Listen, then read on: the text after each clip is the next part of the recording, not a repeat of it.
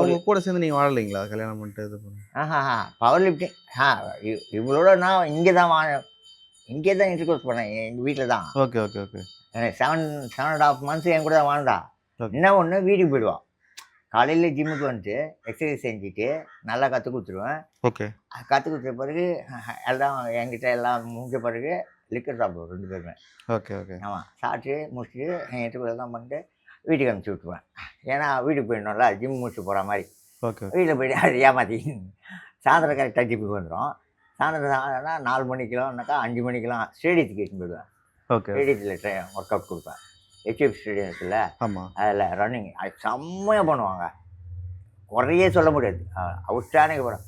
அதனால் காம்படிஷன் இன்னொன்று இன்ட்ரெஸ்ட் வந்தோடனே சரின்ட்டு எனக்கு அங்கே இட்டுன்னு போகலாமா இங்கே இட்டுன்னு போகலாம்னு சொல்லிட்டு அப்புறமா ஹெச்எஃப்பில் ஸ்ரீகுமார்னு இருக்கிறார், சரி, சரி. Power lifting coach. அவர் வந்து